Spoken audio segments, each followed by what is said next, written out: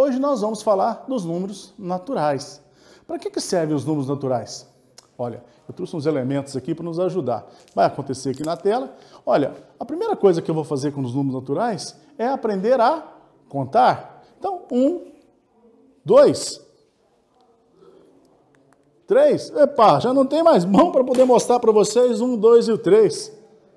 Então, o homem precisou de criar uma outra maneira do que ficar carregando bolinhas, não é isso? Carregando elementos. Então, isso aqui ele faz para simbolizar elementos que ele quer contar. Eu usei as bolinhas para simbolizar, perfeito? Começa a partir do zero e vai até o infinito. E nós criamos conceito, demos um exemplo. 1 é um símbolo que representa uma peça, 2 é um símbolo que representa, um algarismo que representa a segunda peça. Só uma observação legal. Tem jeito de existir o 2 sem existir o 1? Então, para que tenha o 2, primeiro tem que ter o 1. Só vai existir o 3 se tiver o 2 e se tiver o 1. Pô, entenderam? Mais ou menos, né? Então vamos trabalhar um pouquinho nessa ideia? Números naturais a gente usa para a contagem. Então, gente, a contagem já é uma abstração do mundo concreto, não é isso? E como é que eu ia simbolizar aquilo que não existe? Aí foi inventado o zero. Então, o zero que nós estamos ali é uma abstração da nossa mente, que representa que eu não tenho nada. Aqui eu tenho os elementos. Legal. Bom, só que eu falei o seguinte, eu só vou ter o 3 depois de eu ter o 2. Isso a gente chama de sucessor. O sucessor de um número natural. O sucessor do 3 são todos os números que estão à frente do 3. Mas quem é o primeiro sucessor do 3? É o número que está à direita. É o 4, primeiro sucessor.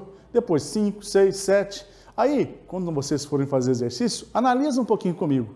Qual é o primeiro sucessor do número 3 que é ímpar? Epa, o primeiro sucessor do 3 não é o 4? Mas é o primeiro, mas ele não é ímpar. Então, qual que eu estou falando? Do 5. Qual que é o primeiro sucessor do 3 que é par? Aí é o 4. Então, nós usamos isso para representar as nossas contagens. Vocês lembram de eu falar de mapa mental? Eu sempre faço no cantinho dos meus cadernos, meus livros, cobro dos meus alunos o mapa mental. É você criar ali um desenho, um símbolo, para te ajudar a lembrar daquele conteúdo. Então, criei para mim aí, em vermelho, o meu mapa mental. Quando eu vou lembrar de sucessor, eu lembro que sucessor é o número n mais 1. E aí por diante, ok? Sempre procura fazer um mapa mental. É a sua maneira de entender aquele conhecimento que você abstraiu naquele momento. Pois bem, meus amigos. Quando a gente fala de sucessor, eu tenho que lembrar também dos antecessores. Voltei para o número 3. Quem é o antecessor do 3? É os números que estão à esquerda do número 3. E lembra que eu falei? Eu só posso ter o 3 se eu tiver o 2. Só posso ter o 3 se eu tiver o 1. E parei no 0. Por que eu parei no 0? Eu parei no 0 porque o 0 é o primeiro número dos números naturais. Então, os números naturais começam com o 0 e vai para o infinito. Legal? Na aula seguinte, nós vamos falar de números inteiros, aí nós vamos passar antes do 0. Mas nos números naturais, nosso limite é o 0. Legal. Lembrei também, mapa mental. Como é que eu vou lembrar o que é antecessor? Antecessor é igual a n menos 1, o número que eu tenho, menos 1 unidade, e assim por diante. Tá corrido? Deu para entender? Sucessor e antecessor?